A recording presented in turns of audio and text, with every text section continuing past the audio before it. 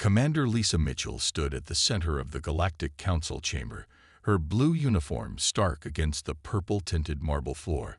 Above her, dozens of alien representatives sat in rising tiers, their faces showing various degrees of distaste and worry. The massive chamber, built to hold representatives from over 200 species, felt cold and hostile. The Centaurian High Commissioner, with his 4 eyes and shimming scales, leaned forward from his elevated position. "Commander Mitchell, your species has expanded into 15 new star systems in the past Earth year alone. This rate of expansion threatens the stability of the entire Orion arm." Lisa kept her face neutral, though inside she felt a flash of anger. She had spent enough time in these chambers to know when someone was lying. "High Commissioner, each system we've colonized was uninhabited and unclaimed, following all Council protocols for expansion." A low murmur spread through the chamber. The Arxer representative, Ambassador Kex, shifted in his seat. His gray skin looked almost metallic under the chamber's lights, and his thin lips curved into what humans had learned to recognize as a smile. Lissa didn't like that smile one bit. "The issue isn't just about protocols," Kex said, his translator making his voice sound artificially smooth. "Humanity's military presence in these systems exceeds normal colonial defense requirements.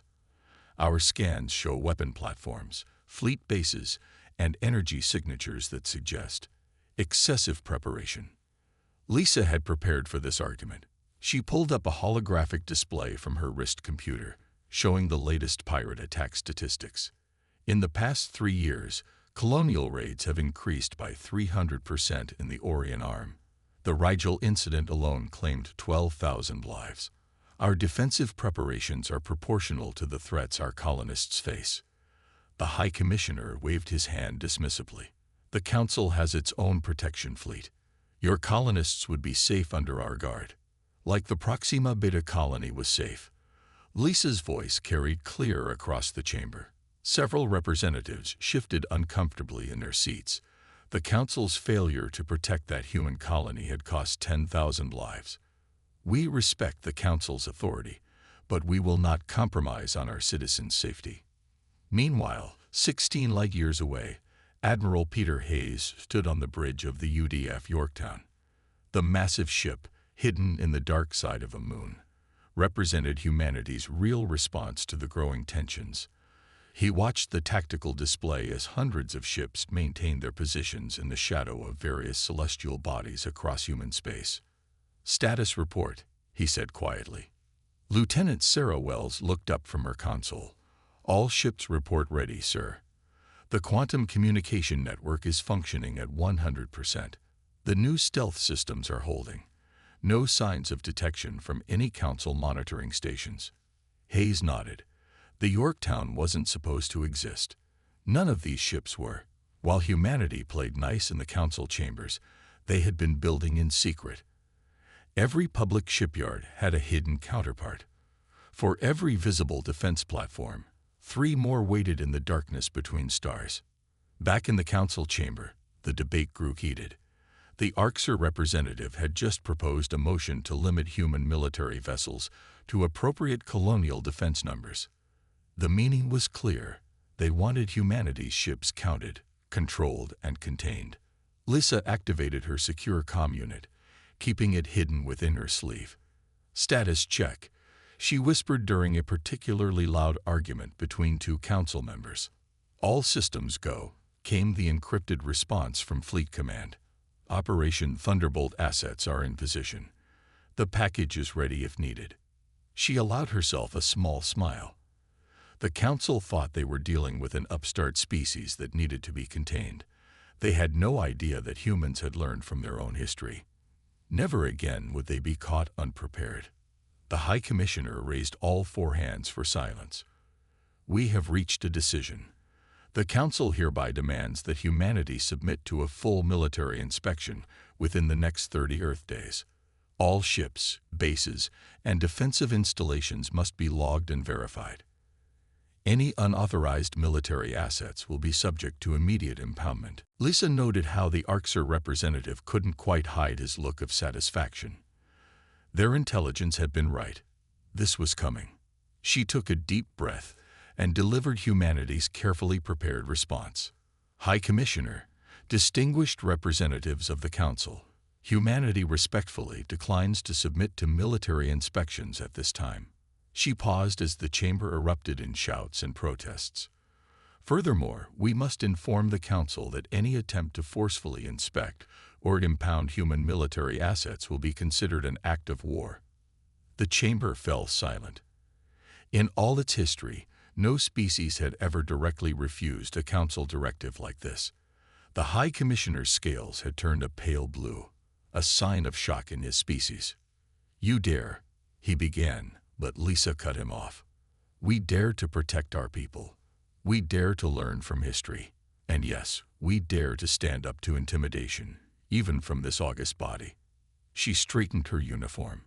Humanity joins its friends in the Council in seeking peace and stability. But we will not sacrifice our security to ease the unfounded fears of others. As she spoke these words, Admiral Hayes received the signal he'd been waiting for. "Begin Operation Thunderbolt Phase 1, he ordered. Across human space, hidden ships and bases powered up their quantum arrays, creating an invisible web of defensive positions. If the Council thought they could bully humanity into submission, they were about to learn a harsh lesson. The Arxer representative was speaking quietly with several other Council members. Lisa's enhanced hearing, courtesy of subtle technological improvements, caught fragments of their conversation. Something about making an example and swift action. She sent a final coded message to Fleet Command. Package status confirmed. Arxer planning likely hostile. The response came back instantly. Understood. Assets ready. The High Commissioner's voice boomed through the chamber. This is unprecedented. The Council will not be defied in this manner. We will adjourn for one standard day to consider our response to this situation. As the chamber began to empty, Lisa caught the Arxer representative watching her with those cold eyes. She met his gaze steadily. His smile widened, showing teeth that seemed too sharp for a supposedly peaceful diplomat. She left the chamber with her head high, knowing that humanity's fate now balanced on a knife's edge. But they weren't the same species that had joined the Council 15 years ago, wide-eyed and grateful just to be included. They had learned, adapted, and prepared. In the darkness of space, Admiral Hayes watched his tactical display as thousands of hidden sensors tracked Council ships moving into position around human space. They thought they were being subtle. They didn't realize every movement was being logged, analyzed, and countered. "Send word to all commands," he ordered. "Condition yellow. And get me a secure line to the President. It's time to show them what humanity can really do." The pieces were set. The next move belonged to the Council. But whatever they decided, humanity was ready. They had hidden their strength for long enough. If war came, the galaxy would learn why humans had survived countless disasters on their homeworld. They would learn why Earth's history was filled with tales of victory against impossible odds. They would learn that humanity's greatest strength wasn't in their ships or weapons, but in their absolute determination to survive and protect their own. The Council thought they were dealing with an upstart species that needed to be contained. They were about to discover just how wrong they were. The morning sun rose over New Montana's capital city, Hope's Landing, casting long shadows across the wheat fields that stretched to the horizon. Colony Director Susan Richardson stood at her office window, watching the golden light spread across the landscape. The colony had grown from a few thousand settlers to over 2 million people in just 5 years. It was humanity's most successful outer world settlement. Her comm unit buzzed. "Director, we're detecting some unusual readings at the edge of our sensor range." Lieutenant Commander Frank Martinez reported from the Orbital Defense Station. "Could be sensor ghosts, but something doesn't feel right." Susan frowned. She had learned to trust Frank's instincts during their years working together. "Run a full spectrum scan. I'll alert the emergency response teams, just in case." The attack came without warning. One moment, the space around New Montana was empty. The next, 30 Arxer warships appeared, their advanced cloaking technology making them seem to materialize from nowhere. Emergency protocols now. Susan shouted into her comm as the first shots were fired. The orbital defense station's shields flared bright blue as enemy fire slammed into them. Get those civilians to the shelters. Above the planet, Frank Martinez and his crew worked frantically to coordinate the defense. Launch all fighters. Get those defensive platforms online. His hands flew across the control panel as he diverted power to the shields. Where did they get this cloaking tech? It's more advanced than anything we've seen. The Arxer ships moved with deadly precision, targeting the colony's defensive infrastructure first. Their weapons were surprisingly effective against human shields, suggesting they had detailed intelligence about Earth's defense systems. In orbit, Frank watched his tactical display with growing concern. They're not just trying to destroy us, he realized. They're hurting our ships, forcing us to defend specific areas. He opened a channel to the colony below. Director, they're using our defense protocols against us. They know our playbook. Susan had already reached the emergency command center deep underground. Around her, colonial officials coordinated evacuation efforts as the first bombs fell on the outer settlements. How many civilians are still in the danger zones? At least 50,000 in the western districts, her aide reported. The shelters are filling up fast, but we need more time. In orbit, Frank made a decision. All stations, abandon standard defense protocols. Switch to Contingency Plan Delta. It was a risky move, changing tactics in the middle of a battle, but staying predictable would get them all killed. The human defenders began to adapt, changing their patterns, breaking formation in unexpected ways. Several Arxer ships, caught off guard by the sudden shift in tactics, took heavy damage from the orbital defense platforms. Director, Frank called down to the planet. I've got confirmation. These ships are using Council-grade technology. The Arxer couldn't have developed this on their own. They had help. Susan gritted her teeth as another explosion shook the command center. Record everything. The Council won't be able to deny their involvement this time. She turned to her emergency teams. Status on the evacuation. Western districts are 60% clear. The underground transit systems are working at full capacity, but we've lost contact with several outer settlements. The battle in orbit reached a fever pitch. Frank's station rocked with another direct hit, but the shields held, barely. We can't hold them much longer, he reported. But we've managed to get signals out through the quantum network. Help is coming. Susan watched the tactical displays showing the evacuation progress.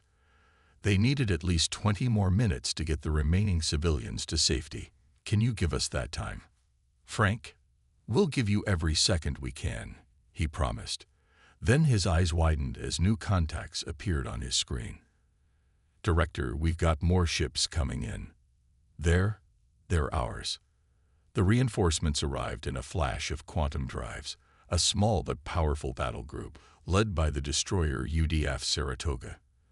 They hit the Arxer fleet from behind, their weapons blazing with unexpected fury. This is Captain Linda Morrison of the Saratoga. A new voice cut through the comm channels. Sorry we're late to the party. Had to take a slight detour to avoid some council observers. The arrival of human reinforcements changed the battle's dynamic. The Arxer ships, caught between the orbital defenses and the relief force, began to take heavy losses. Their formations, so precise at the start, began to break apart. But the damage was already done. The outer settlements of New Montana lay in ruins. Thousands were dead or missing, and parts of Hope's Landing burned despite the best efforts of emergency teams.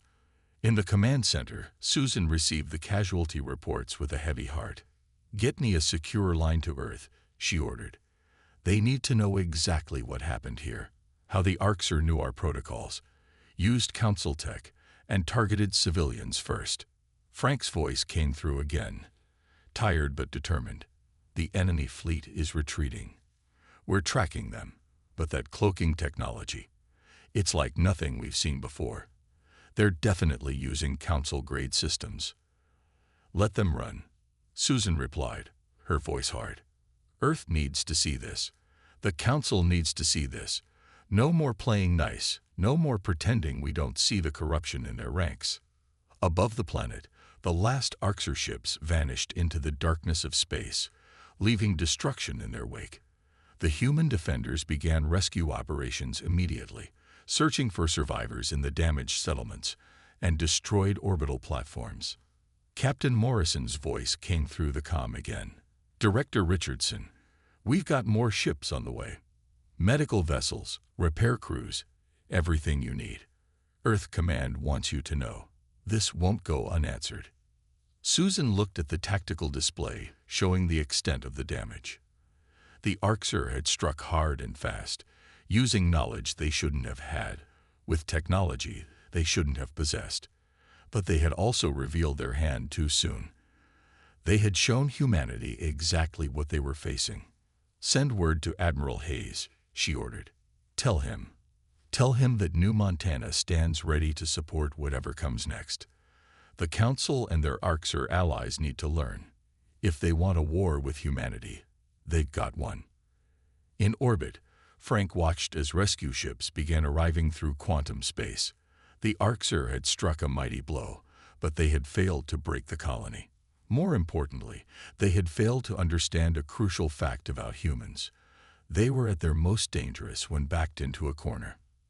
As medical ships landed and repair crews began their work, Susan made her way through the damaged streets of Hope's Landing. Around her, colonists were already rebuilding, helping their neighbors, showing the resilience that had made humanity a force to be reckoned with. They think this will break us, she said to no one in particular. They don't understand. This will only make us stronger. The sun set over New Montana, casting long shadows across the scared landscape. But in the darkness, lights began to appear, emergency crews, repair teams, and civilians working together to save their home. The first strike had come, but humanity's response was yet to come. And when it did, the galaxy would remember this day not as the beginning of humanity's defeat, but as the moment when the true strength of the human war machine was finally unleashed. Admiral Peter Hayes stood in the command center of the UDF Yorktown as reports from New Montana flooded in. The massive view screen showed the extent of the damage, but it also showed something else. Proof of the Council's involvement in the attack. All ships, this is Admiral Hayes. Operation Thunderbolt is now active. I repeat, Operation Thunderbolt is now active. His voice was calm, but his eyes burned with controlled anger. Release Protocol Alpha. Show them what we've been hiding. Across human space, something remarkable began to happen. Asteroids shifted, revealing hidden shipyards. Gas giant storms parted, showing massive fleet bases. Behind Earth's moon, dozens of ships dropped their stealth fields. Humanity's hidden fleet was waking up. Chief Engineer Alice Cooper watched from her station as the Yorktown's new quantum drive hummed to life. Her team had spent 5 years perfecting this technology, making it invisible to standard scans. Main drive is ready, Admiral. All systems show green. The Council thought they could catch us off guard, Hayes said to his bridge crew. They forgot that humans have fought wars for thousands of years. We know the value of a good surprise. At that moment, Captain John Wright was leading his battle group toward the Proxima Ridge, a dense asteroid field where Arxer ships had been gathering. His ship, the UDF Challenger, carried some of humanity's most advanced weapons. Enemy fleet detected, his sensor officer reported. They're still using their cloaking devices, but our new sensors can see right through them. Wright smiled. The Arxer thought they were setting up another ambush. They had no idea they were the ones being hunted. All ships, Battle Formation Delta. Let's show them what these new ships can do. The battle began suddenly. The Arxer ships, confident in their cloaking technology, didn't realize they had been spotted until human weapons fire started hitting them with perfect accuracy. Their shields, designed to handle standard weapons, buckled under the assault of humanity's hidden technology. They're breaking formation, Wright reported to Fleet Command. Our quantum-linked targeting systems are cutting through their defenses like they're not even there. In the Yorktown's engine room, Alice Cooper monitored the new drive systems as they performed beyond even her expectations. The quantum drive didn't just move the ship, it allowed them to predict where enemy ships would be, to strike before the enemy could react. Multiple Arxer vessels attempting emergency jumps, the tactical officer announced. Their drives are failing to activate. The quantum disruption field is working perfectly. Hayes watched as the battle unfolded. Years of preparation, of building in secret while appearing weak, were finally paying off. "Begin Phase 2, he ordered. "Alert all commands. The counterattack begins now." Across 3 sectors of space, hidden human fleets emerged from their concealment.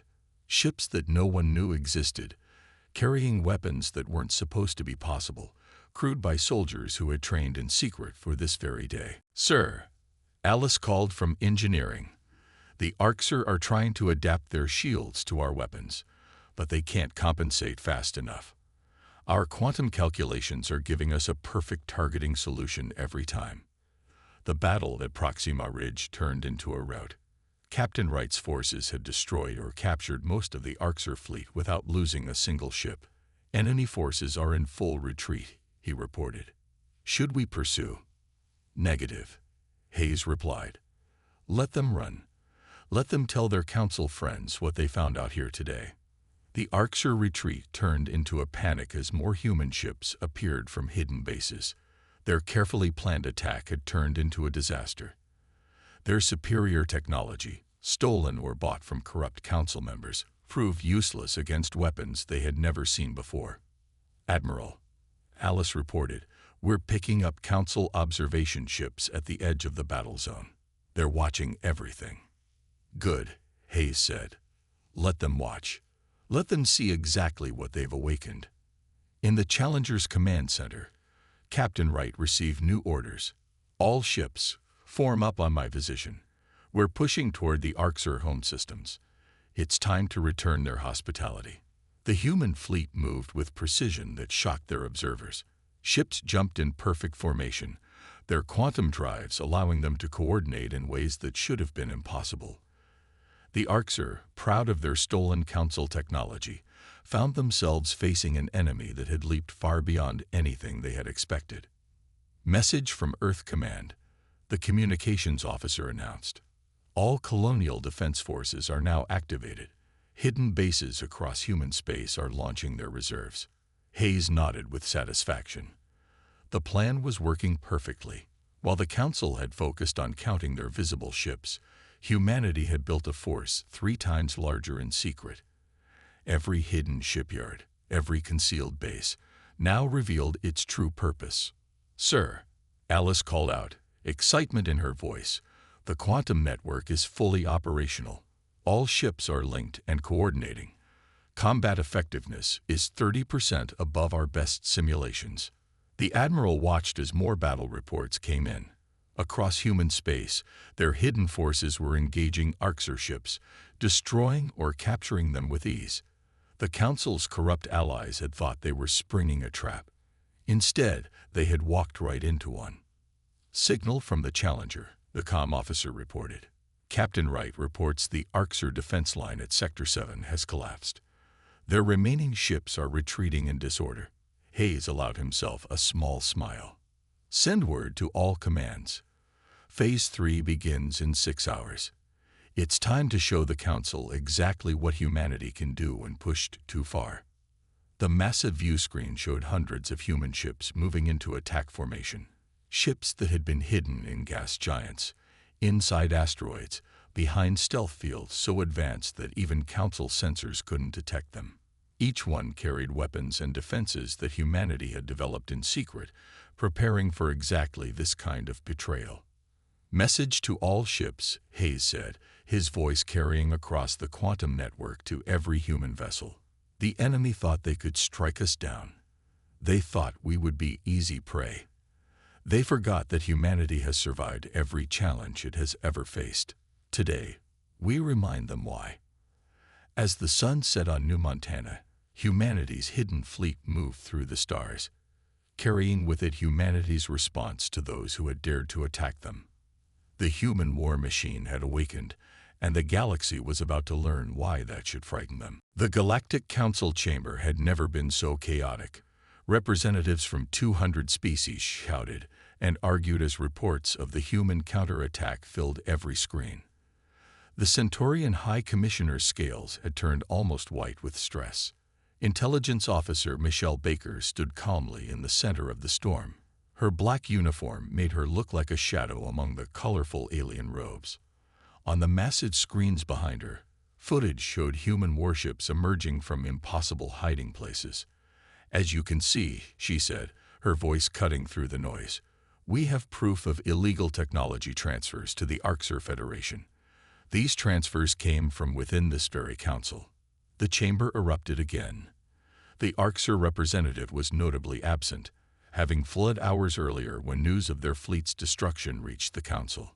"Impossible," shouted the Regelian ambassador. "Our security measures were bypassed." Michelle interrupted, bringing up new images on the screens. "With help from certain council members, we have proof of at least 30 secret meetings between Arxer agents and council representatives." In the highest tier of the chamber, several empty seats showed where some council members had already fled. The Centaurian High Commissioner gripped his podium with all four hands. "These accusations are very serious," he said, trying to sound calm. "But they do not justify the human military response. Your hidden fleets violate dozens of council laws." Michelle smiled. It wasn't a friendly expression. Laws that were created specifically to keep humanity weak. Laws that somehow didn't apply to the Arxer when they were building their attack fleet with council technology. Commander Lisa Mitchell entered the chamber, drawing all eyes. She had just returned from coordinating with the human fleet. "The High Commissioner knows all about those laws," she said. "He helped write them, right after taking bribes from the Arxer Federation." The chamber went deadly quiet. The High Commissioner's scales shifted through several colors. "You dare." "We dare," Lisa cut him off. "We dare because we have proof. Records of payments, secret meetings, plans for the attack on New Montana. All of it." Michelle stepped forward, her data pad projecting new images. "The attack on New Montana was just the first step. We found plans for attacks on 12 other human worlds. The Council wasn't just looking the other way. Some of you were actively helping plan a genocide." The lower-ranked Council species began shouting for investigations. Many of them had suffered similar treatment from the more powerful members over the years.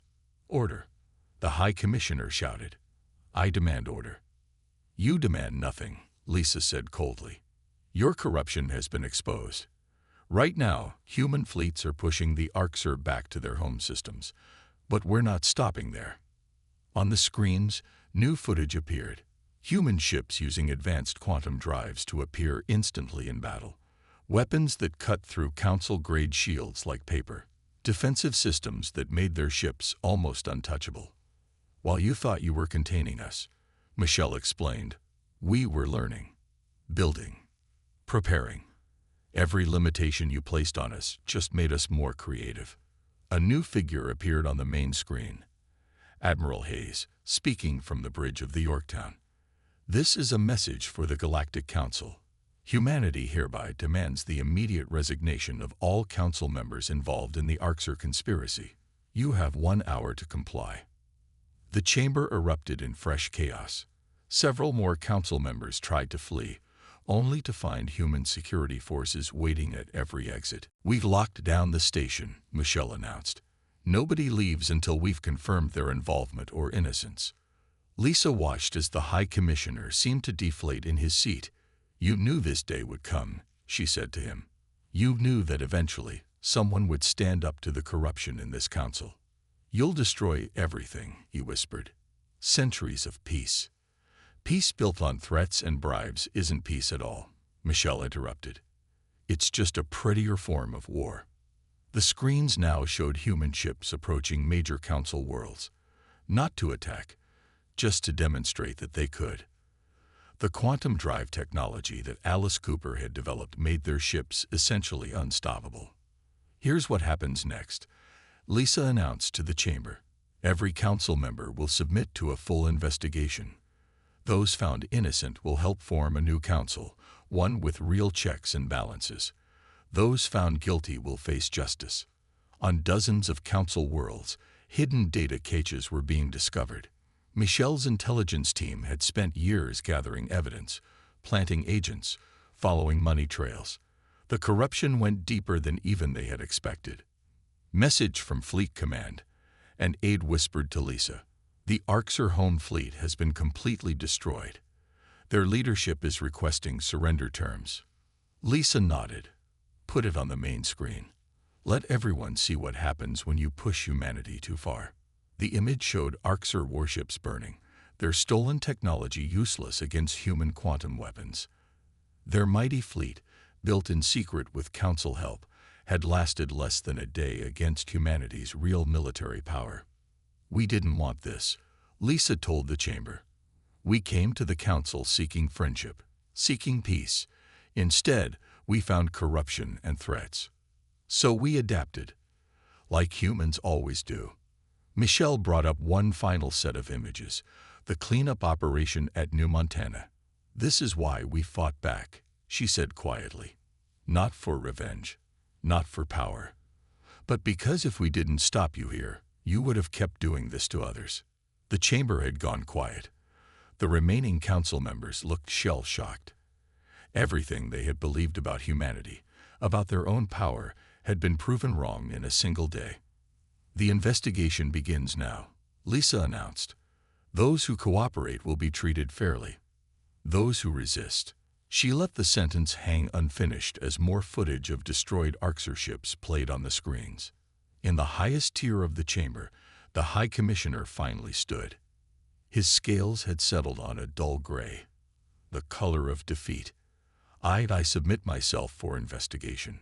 One by one, other council members followed his lead. Some did it gracefully, others with obvious reluctance, but they all knew they had no choice. Humanity had proven itself not just powerful, but clever and patient. Signal the fleet, Lisa told her aide. Tell them to maintain positions but hold fire unless fired upon. Let's show them we can be merciful in victory. As the sun set on the council station, the old order was already crumbling. But from its ruins, something new would rise. Something better. Because humans hadn't just revealed their military might. They had shown their ability to plan, to adapt, and most importantly, to build something better from the ashes of the old. The human war machine had proved its power. Now it was time to prove it could build peace as well as it had won war. The Arxer home system blazed with weapons fire as the final battle reached its peak. Admiral Peter Hayes watched from the bridge of the Yorktown as Captain John Wright led the attack on the last enemy stronghold. The massive space station that had served as the Arxer military headquarters was surrounded by human ships.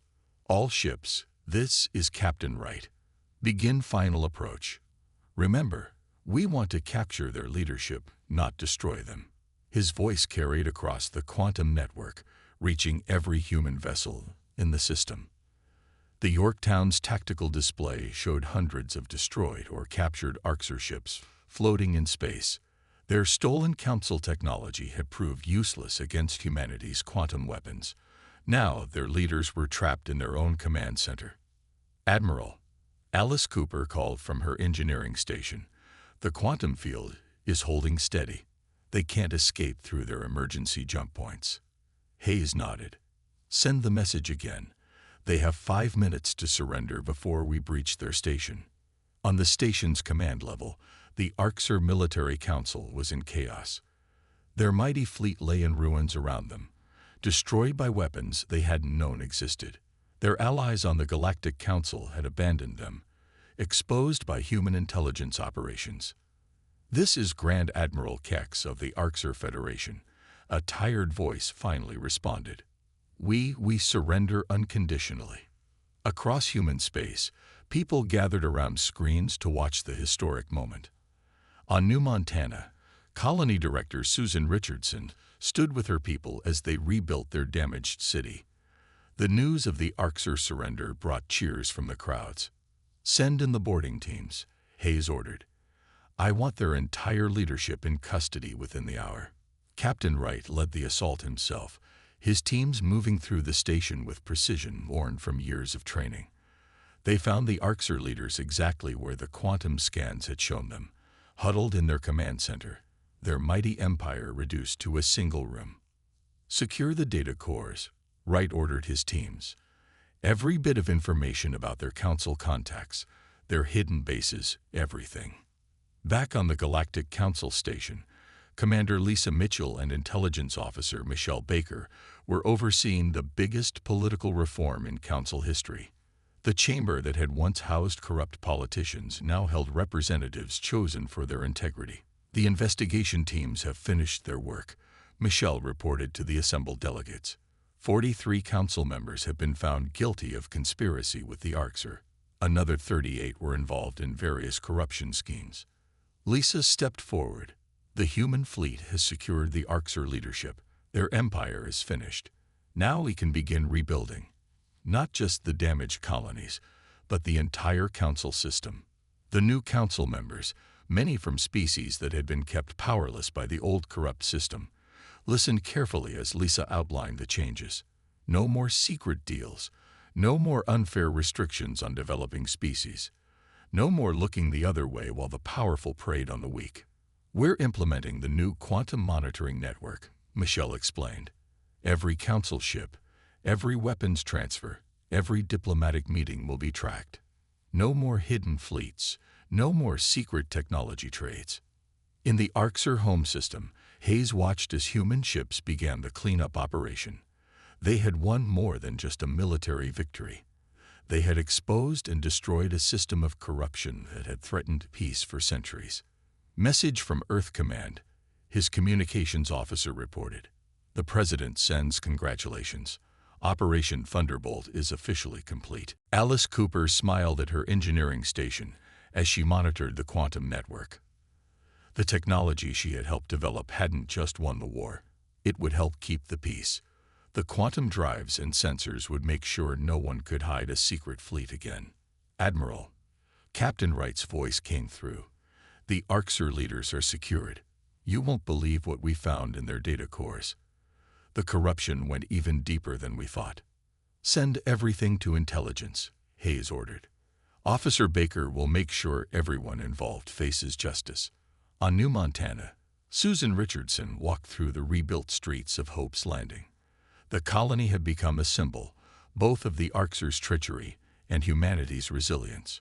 New buildings rose from the ashes, stronger than before.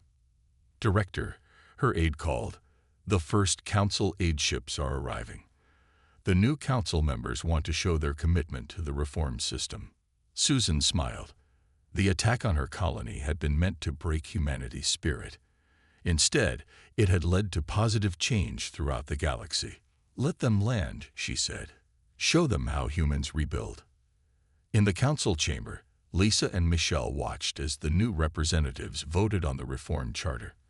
The document enshrined protections for developing species, established oversight committees, and created a fair system for technological development. "They're calling it the Human Charter," Michelle said with a small smile, "because we showed them a better way." "We showed them more than that," Lisa replied. "We showed them that true strength isn't about having the biggest fleet or the most advanced weapons. It's about standing up for what's right, no matter the cost." Admiral Hayes made one final tour of the captured Arxer station before heading back to the Orktown. The mighty fortress that had once threatened humanity now served as a reminder: never underestimate humans, and never think you can outplan them. "Set course for Earth," he ordered as he returned to his bridge. "It's time to go home." Across the galaxy, the news spread. The Arxer Empire had fallen. The corrupt council members had been exposed and removed. A new era of genuine peace and cooperation was beginning, built on transparency and mutual respect rather than fear and secret deals. The human war machine had proved its power, but more importantly, humanity had proved its wisdom. They hadn't just won the war. They had found a way to build a lasting peace. In the rebuilt council chamber, under the new charter, representatives from hundreds of species worked together openly and honestly. The quantum monitoring network ensured transparency, while human diplomatic teams helped mediate disputes fairly. And on New Montana, as the sun set over Hope's Landing, Susan Richardson looked up at the stars. The galaxy was changing, becoming better. All because humanity had refused to bow to corruption, had prepared in secret, and had found a way to turn victory into peace. The human war machine had shown its true force. But in the end, it was humanity's capacity for forgiveness, for rebuilding, for making things better, that had truly changed the galaxy forever.